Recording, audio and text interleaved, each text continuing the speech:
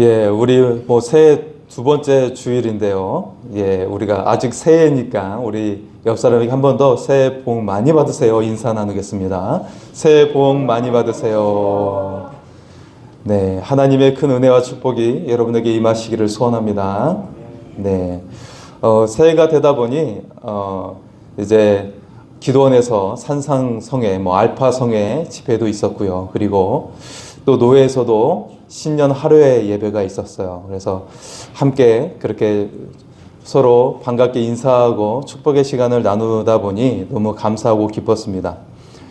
그리고 저희 그 노회 아주 뭐 20년 만에 처음으로 목사님들이 특송을 했어요. 예. 그래서 저도 원래 거기에 들어가 있는 상태여가지고, 예.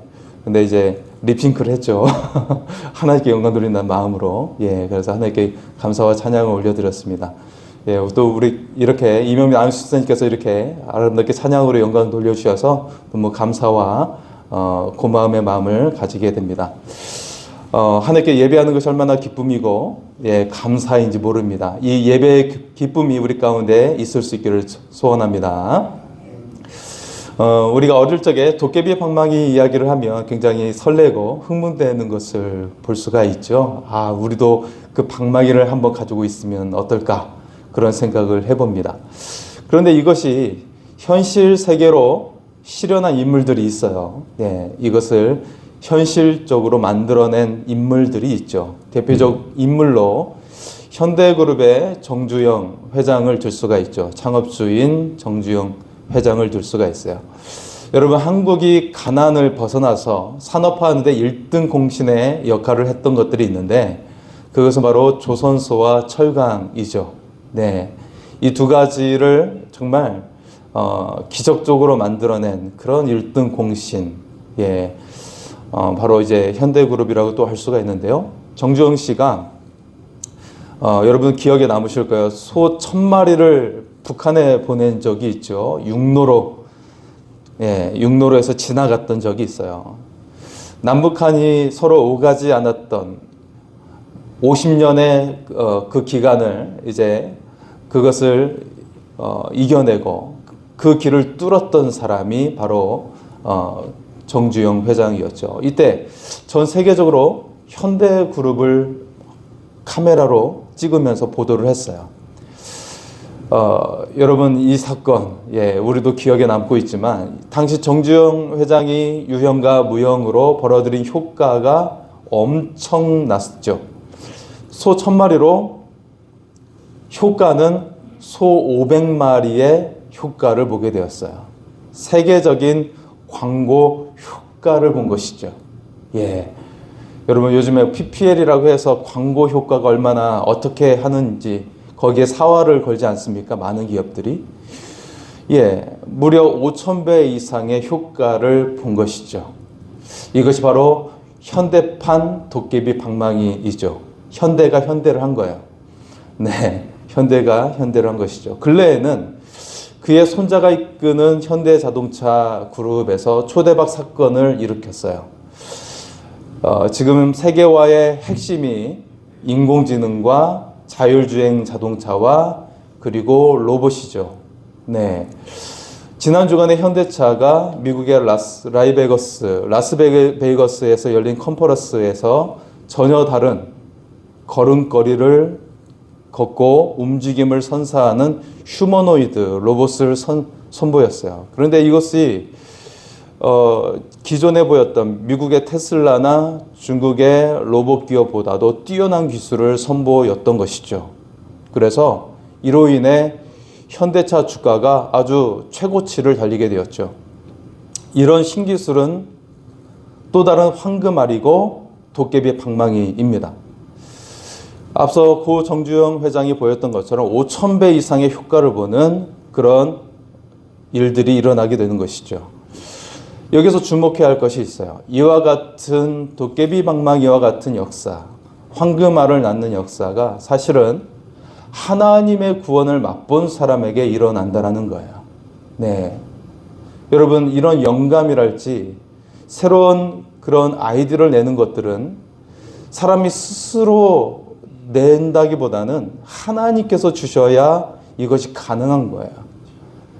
해 아래 새 것이 없다고 하는데 사람에게는 새 것이 나오는 것이 굉장히 희박하죠.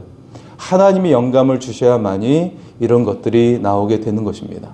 사랑하는 성도 여러분, 우리가 뜨거운 예배를 사모할 수 있기를 소원합니다. 이때 놀라운 치유와 변화의 역사가 일어나요.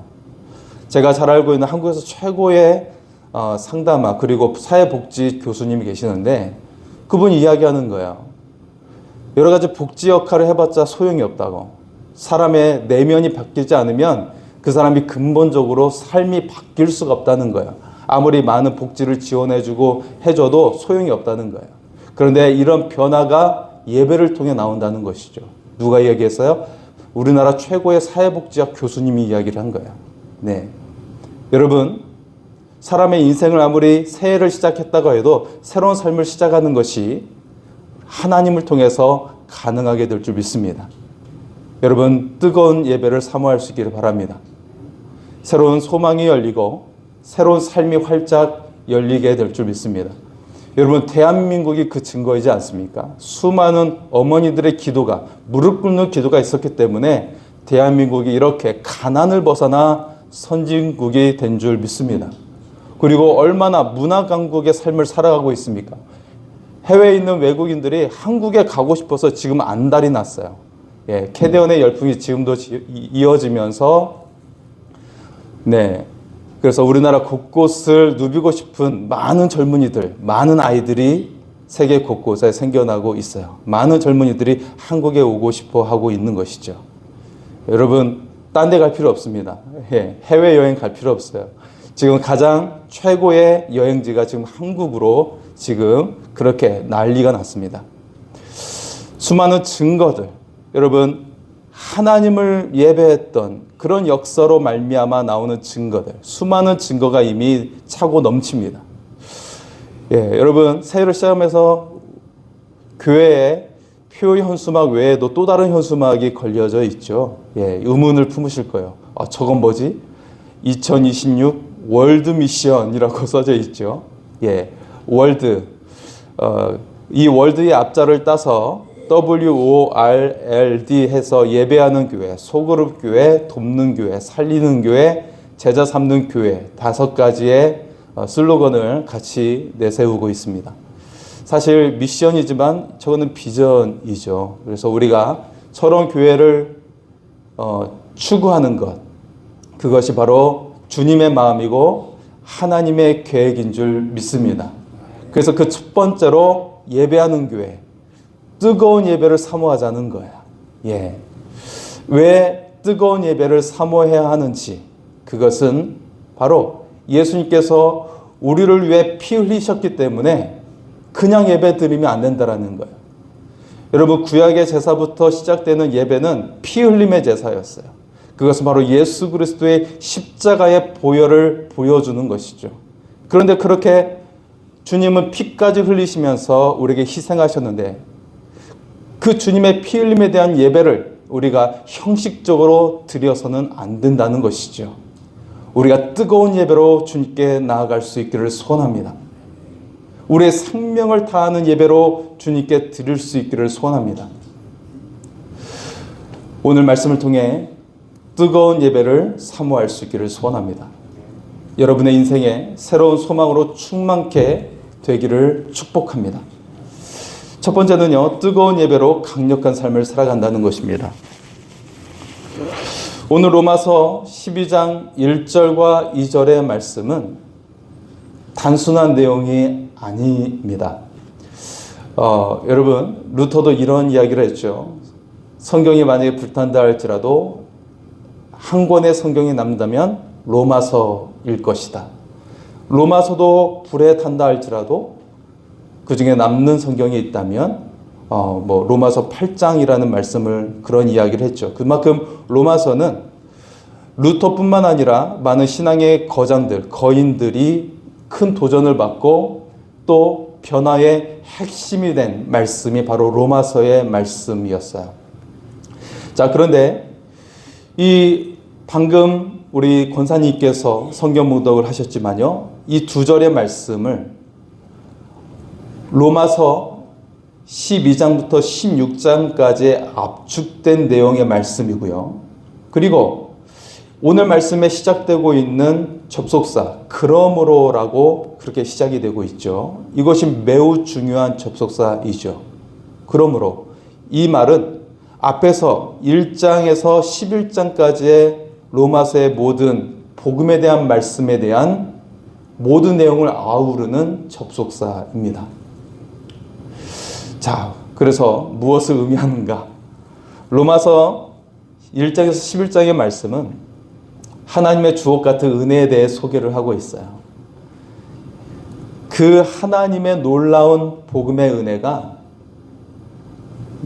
머리로 이해했다면 가슴으로 내려와야 되고 우리의 손과 발로 내려와서 삶이 되어야 한다라는 거예요. 그것을 바로 오늘 말씀이 그렇게 우리에게 도전하며 말씀하고 있는 것이죠. 그래서 복음에 대한 그 내용이 이제는 삶이 되라고 하면서 12장 말씀이 시작되는 것이죠. 이렇게 우리가 복음의 삶을 살아야 한다라고 말씀을 하고 있는 거예요. 뜨거운 예배로 구원의 삶을 살아야 한다는 것이죠. 결론적으로 말하면 구원의 터 위에서 강력한 예배의 삶을 살라는 것입니다. 한번 따라서 할까요? 구원의 터 위에서 강력한 예배의 삶을 삽시다. 할렐루야. 그렇습니다. 우리가 구원의 삶이 있다면 우리의 삶은 강력해질 수밖에 없어요. 그냥 또 한 해를 살듯이 또 다른 삶이 반복되듯이 살아가는 것이 아니라 우리는 매 순간이 강력한 삶을 살 수밖에 없다는 거예요. 예수님의 생명을 대신한 우리의 삶이기 때문에 우리의 삶은 에너지가 충만하고 강력한 삶이 될 줄 믿습니다. 오랫동안 예수 믿는 사람들 중에 그러므로가 없는 사람이 많이 있어요. 그냥 머리로 하나님의 은혜와 복음을 이해하고 삶이 따라가지 못하는 사람들이 많다는 것이죠. 이제 12장으로 넘어가야 한다는 거예요. 강력한 구원의 삶으로, 머리가 아니라 우리의 삶으로, 우리의 몸으로 그것이 나와야 한다는 것입니다. 교회 타락의 주범이 바로 그러므로가 없는 삶입니다. 머리만 높아져 있어요. 머리만 고상해요. 삶에는 없어요. 이게 바로 교회 타락의 주범이면서 성도들을 타락시키는 주범이 되는 거예요. 하나님은 엄청난 대가를 치르시며 우리를 구원해 주셨죠. 독생자를 희생시키셨어요. 우리를 살리시기 위해서. 이제 그 감격을 느끼면서 구원의 삶을 실천할 수 있기를 소원합니다. 20세기 최고의 부흥사 무디 목사님이 계셨죠. 그는 초등학교를 중퇴했어요. 그래서 맞춤법이 자꾸 틀려요. 미국의 거대한 자본주의 사회 속에서 그는 미래가 뻔하죠. 불황자밖에 될 수가 없었어요. 그런데 그의 삶에 대반전이 일어나게 되었죠. 바로 예수님을 만난 것입니다. 18살에 구두 수성공 무디는 시카고 교회에서 열린 부흥회에 참석하게 되었죠. 거기서 그 예배 가운데 예수님을 만났어요. 뜨거운 예배 속에서, 그 말씀 속에서 예수님을 만난 거예요. 그때 무디는 가슴에 거대한 불꽃이 타올랐어요. 성령의 불꽃이 타오른 것이죠. 그리고 그의 모든 삶을 헌신하게 되었죠. 이후에 무디가 외칠 때마다 사람들이 모여들기 시작했어요. 우울증 환자, 알코올 중독자, 마약 환자, 그들이 변화되기 시작되었어요. 무디는 목사가 되었고요. 당시에 침체되었던 기독교가 다시 세워지는 역사가 일어나게 되었습니다. 뜨거운 예배를 드리고 타락했던 미국을 복음화시켰어요. 전 세계를 복음화시키는 놀라운 일을 하게 되었죠. 여러분, 지금 한국도 많은 문제가 도사리고 있지만 하나님은 역전의 명수이신 것을 기억할 수 있기를 바랍니다. 뜨거운 예배를 통해 변화가 시작되는 거예요.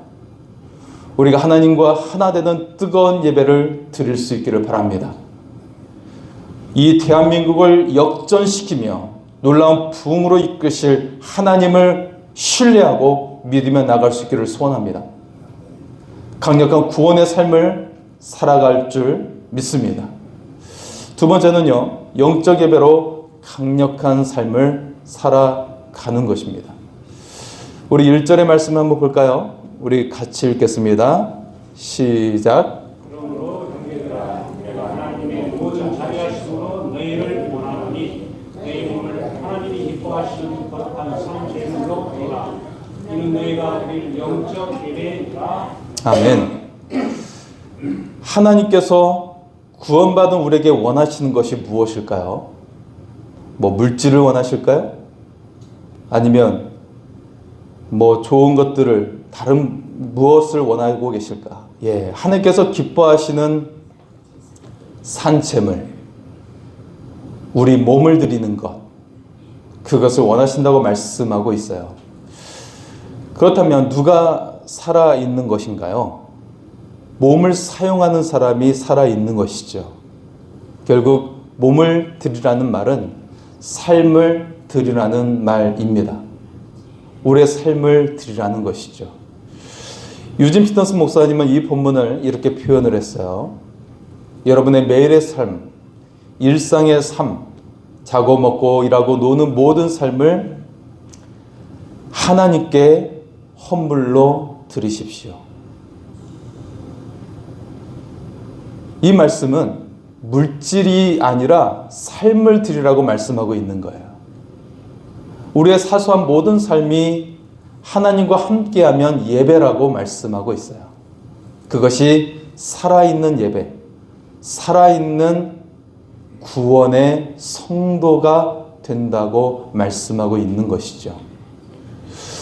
오늘 본문을 원문으로 보면 이렇습니다. 먼저 이렇게 말씀하고 있죠. 이것이 영적 예배이다 라고 선언하고 있어요. 그 뒤에 영적 예배를 설명하는 세 가지 형용사가 나옵니다. 너희 몸을 살아있고 거룩하고 하나님께 기쁘시게 하는 제물로 드리십시오. 즉 영적 예배는 세 가지인데 하나님이 기뻐하시는 예배, 거룩한 예배, 살아있는 예배라는 것입니다. 그래서 첫 번째, 하나님이 기뻐하시는 예배의 삶을 살아가라는 것입니다. 이사야 1장 11절에 보면 하나님께서 기뻐하시는 것은 무수한 재물이 아니라고 말씀하고 있어요. 야, 물질이 아니야 라고 말씀하고 있죠. 너희가 내 마당만 밟을 뿐이라고 책망하고 있어요. 즉 교회 마당만 밟는 형식적인 예배를 책망하고 있는 것이죠. 그러면 하나님께서 기뻐하시는 예배는 무엇인가? 시편 51편 17절에 상하 심령과 통회하는 마음이라고 말씀합니다. 이사야 1장 17절에는 선행, 정의를 행하고 학대받는 자와 과부를 변호하는 것이 기뻐하시는 예배라고 말씀하고 있어요. 선한 일을 행하라는 것이죠. 그리고 이사야 58장 6절에서 7절에서도 하나님께서 기뻐하시는 금식은 밥을 굶는 것이 아니라 연약한 자를 돕는 것이라고 말씀하고 있어요. 하나님의 사랑으로 이웃을 사랑하라는 것이죠. 이것이 하나님이 기뻐하시는 예배입니다. 무엇이라고요? 이웃을 사랑하는 것입니다. 여러분 함께 예배드리는 옆에 계신 분들이 얼마나 소중하십니까? 그렇죠? 우리 옆 사람에게 이렇게 진정한 예배가 되기 위해서 이렇게 고백하겠습니다. 뜨겁게 사랑하겠습니다. 고백하겠습니다. 뜨겁게 사랑하겠습니다. 네. 하나님께서 기뻐하시는 것은 복음을 핑계 삼아 세상과 사람을 위협하는 것이 아닙니다. 오히려 그들을 사랑으로 섬겨야 하는 것이죠. 이것이 하나님이 기뻐하시는 예배입니다. 이것이 복음의 삶이 되는 것이죠. 이웃을 섬김으로 하나님을 기뻐하시는 삶이 되기를 소원합니다. 그리고 거룩한 예배의 삶을 살아가라는 것입니다. 이것이 두 번째이죠. 하나님께서 모세를 부르실 때 말씀하셨어요. 내가 선 곳은 거룩한 곳이니 내 발에서 신을 벗으라. 여러분, 모세가 선 곳이 특별한 곳이었나요? 아니에요. 항상 거닐던 곳이었어요. 평탄하지 않고 자갈이 깔려져 있고 동물의 오물도 있었고 우리가 늘 거닐던 땅을 말하고 있는 거예요. 골목길, 냄새나고 누군가 토한 길, 그것을 말씀하고 있어요. 그러나 왜 내가 거닐을 땅이 거룩한 땅인가요? 하나님께서 임재하셨기 때문이에요. 삶의 현장에서 하나님의 임재를 고백해야 한다는 것이죠. 내 모든 삶에 하나님의 임재와 거룩함을 고백해야 합니다. 주님, 내가 하는 공부가, 내가 하는 일이, 내가 손으로 하는 것들이 거룩합니다. 하나님이 임재하셨기 때문입니다. 이런 고백이 있어야 한다는 것입니다. 손에 흙이 묻는다고, 기름이 묻는다고 천한 것이 아니라 영광스러운 것입니다. 하나님이 임재하셨기 때문입니다. 하나님께서 왜 아버지의 장막에서 연약했던 요셉을 사용했나요? 형을 고자질만 했던 요셉을 왜 사용했을까요? 보디발 장군이 그 밑으로, 그 노예로 요셉이 팔려갔을 때 그를 사용했고, 또 보디발의 아내 유혹 앞에서 도망쳐 나올 때 또 요셉을 하나님은 사용하고 계십니다. 다니엘을 뜻을 정하여 자신을 더럽히지 않았죠. 하나님은 그런 다니엘을 사용하셨어요. 사탄은 언제든지 우리를 타락시킵니다. 아무리 점잖은 사람이라도, 박식한 사람이라도, 성도라도 타락을 시키죠. 하나님은 우리가 항상 하나님 안에 거하기를 원하십니다. 그래서 거룩한 하늘 백성이 되기를 원하고 계십니다. 그리고 세 번째는 살아있는 예배의 삶을 살라고 말씀하고 있죠. 여러분, 카톨릭의 미사란 말 전에 말씀드린 적이 있었는데, 예배 마지막에 라틴어로 이렇게 선언을 하죠. 이때 미사 에스터. 이런 뜻을 담고 있죠. 교회에서의 예배를 여기서 마치고 이제 세상을 섬기는 예배로 나아갑니다 라고 축도할 때 이렇게 선언하는 거예요. 이런 의미가 담겨져 있는 거예요. 우리는 축도가 끝나면 예배가 끝났다고, 해방되었다고 생각하시는 분들이 계실 거예요. 아이고, 이제 해방이야.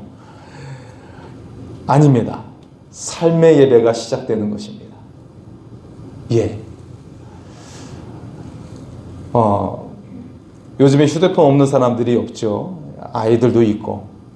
그런데 여러분, 올림픽 기간에 보면 선수들은 휴대폰을 반납합니다. 그래서 몇 년 전에 동계올림픽에서 유명해진 선수들이 있었는데 컬링 선수들이었죠. 이들도 휴대폰을 반납했어요. 그런데 올림픽이 끝나고 보니 자기들이 매스컴을 그렇게 많이 따고 유명해진 줄을 올림픽 끝나고 알게 된 거예요. 휴대폰을 그때 받았거든요. 네.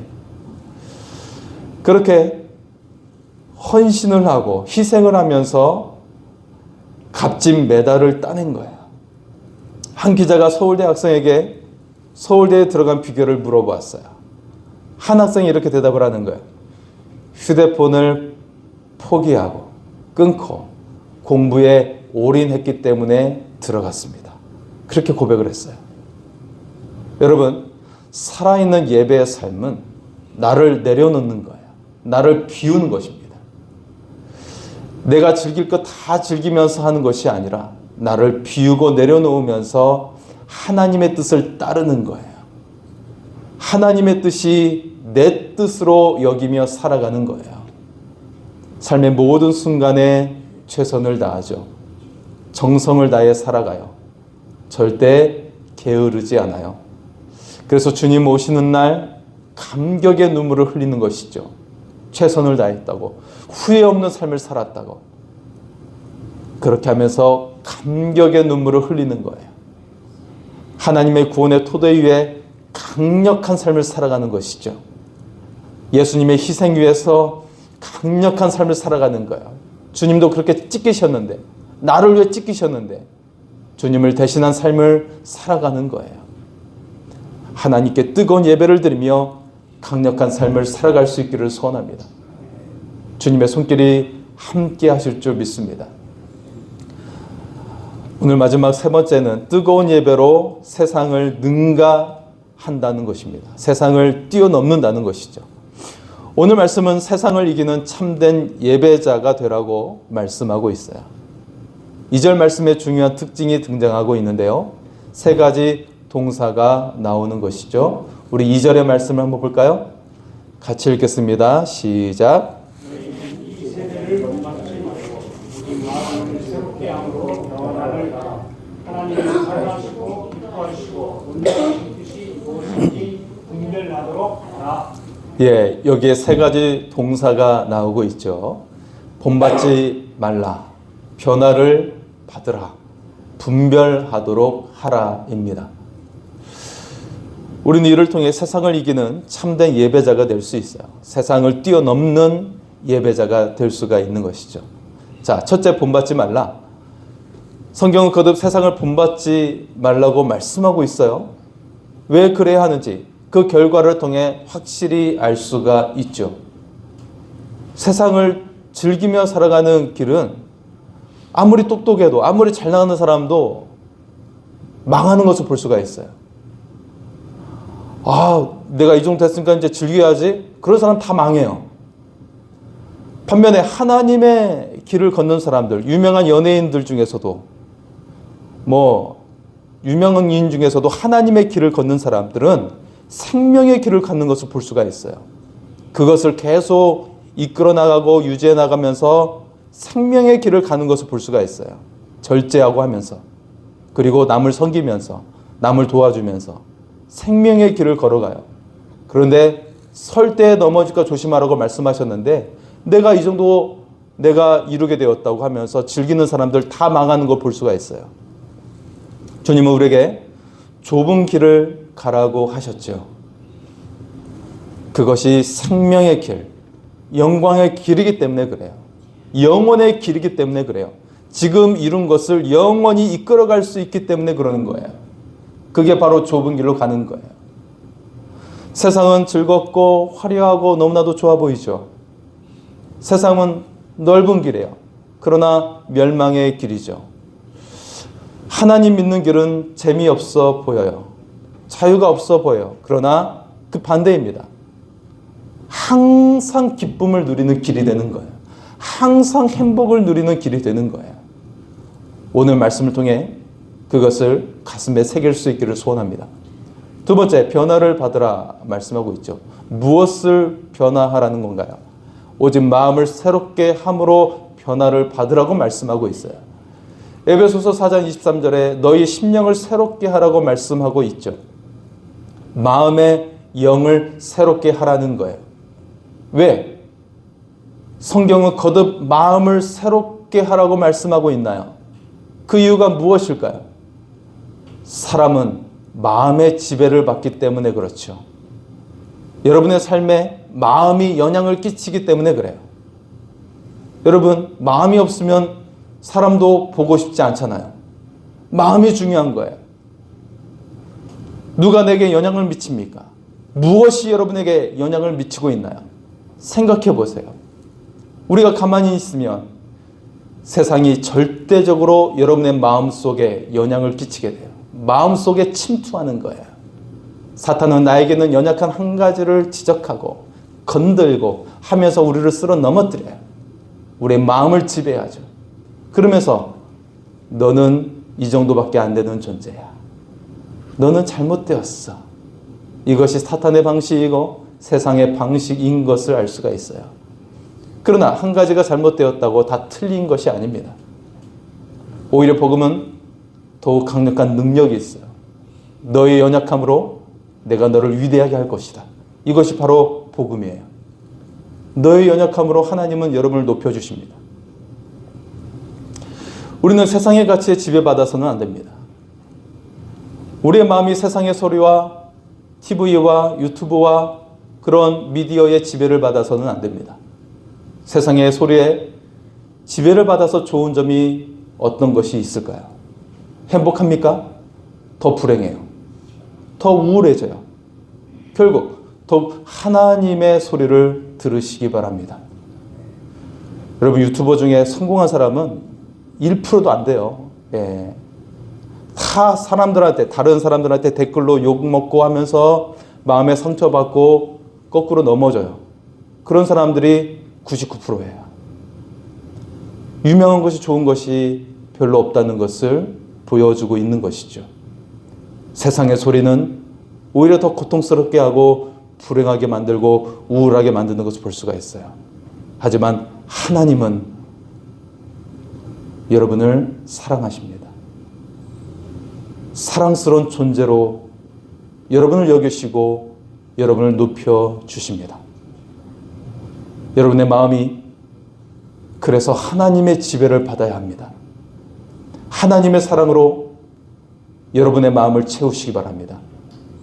그러면 여러분은 행복한 사람이 됩니다. 축복의 사람이 됩니다. 이것을 누릴 수 있기를 바랍니다. 한번 여러분 옆 사람이 한번 당신은 축복의 사람입니다. 인사 나눌까요?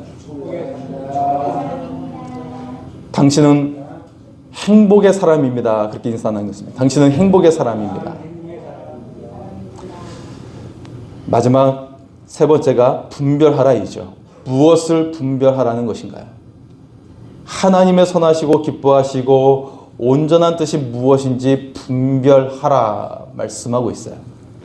이스라엘이 가나안 땅에 임박했을 때 정탐꾼을 보내죠.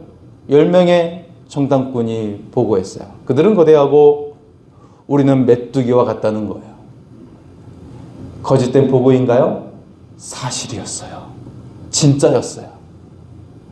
그런데 그렇게 보고했던 사람들과 그들을 따랐던 사람들은 모두 망했어요.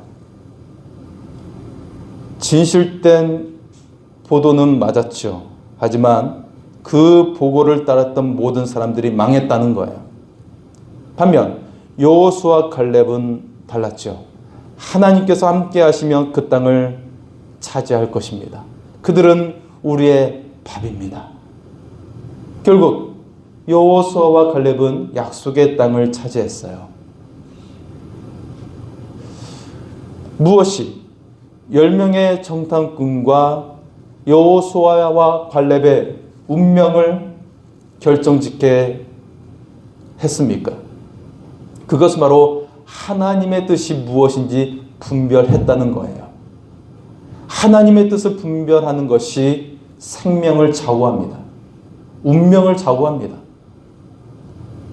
나뿐만 아니라 내 가족의 생명까지도 좌우하는 것을 볼 수가 있죠. 이것은 우리의 꿈과도 이어져 있어요. 여러분 미래에 이루고 싶은 꿈 있지 않습니까? 그것과도 이어져 있는 거예요. 로마서는 우리에게 복음에 대해 말씀합니다. 복음의 실천과 적용으로 예배의 삶을 살라고 말씀하고 있어요. 뜨거운 예배를 사모하라고 말씀하고 있어요. 어떤 권사님은 청년 시절 찬양 선교단 활동을 했어요. 어느덧 교장 선생님이 되었죠. 청년 때부터 알고 지낸 목사님이 권사님을 만났어요. 권사님은 충격적인 이야기를 했죠.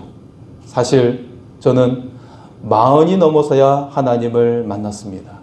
그 전에 했던 일들은 종교 생활에 지나지 않았습니다.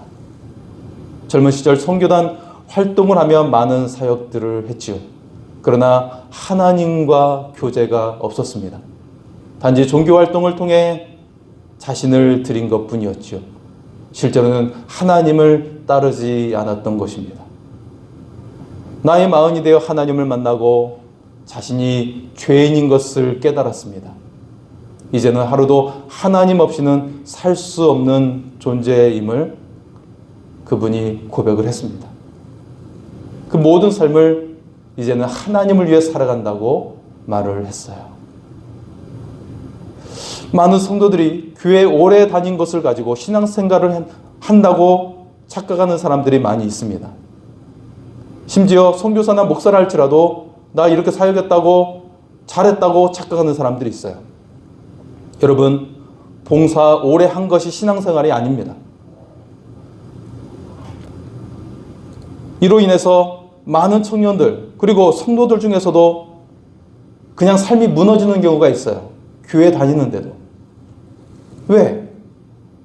하나님과 만남이 없기 때문에, 교제가 없기 때문에 그렇습니다. 신천지에 그냥 넘어가 버려요. 그들이 잘해주니까. 선물도 해주고 친절히 대해주고 그냥 넘어가 버려요. 그러면서 나중에 인생 망치는 삶으로 결론나게 되죠. 세상에 누가 뭐라고 해도 지금 상황이 어떻든 분명한 사실이 있어요. 그것은 하나님이 나를 사랑하신다는 사실입니다. 가장 귀한 독생자 예수 그리스도를 희생하신 만큼 분명하게 여러분을 사랑하십니다. 그 무엇과 바꿀 수 없을 만큼 여러분을 사랑하십니다. 이것이 여러분으로 하여금 세상을 이기게 합니다. 예배자의 삶을 살게 합니다. 세상은 내게 있는 한 가지 잘못을 가지고 말할 거예요. 봐, 너는 잘못됐어. 봐, 예수쟁이들 다 문제야. 그러나 절대 변할 수 없는 진리가 있어요. 하나님은 교회를 사랑하십니다. 예수님의 핏값으로 교회를 세우셨습니다. 하나님은 여러분을 사랑하십니다. 한 가지 실수가 있다고 다 틀린 것이 아니에요. 하나님은 언제나 그럼에도 여러분을 사랑하십니다. 넘어졌어도 실수했어도 여러분을 사랑하세요. 살아있는 예배의 삶은 반드시 변화가 일어납니다. 하나님을 진심으로 사랑하면 다른 사람을 사랑할 수 있습니다. 그래서 여러분의 공동체가 회복이 돼요. 여러분의 가정에 회복이 일어납니다. 여러분 안에 하나님의 사랑으로 가득 채우시기 바랍니다. 십자가의 보혈을 가슴에 채우며 뜨거운 예배를 사모하시기 바랍니다. 이 예배는 바로 피 흘리신 주님께 드리는 예배인 것입니다. 십자가의 사랑으로 여러분 가득 채우십시오. 그러면 가정이 회복됩니다. 자녀가 회복됩니다. 여러분의 미래가 회복됩니다. 여러분의 삶의 모든 영역이 회복될 줄 믿습니다.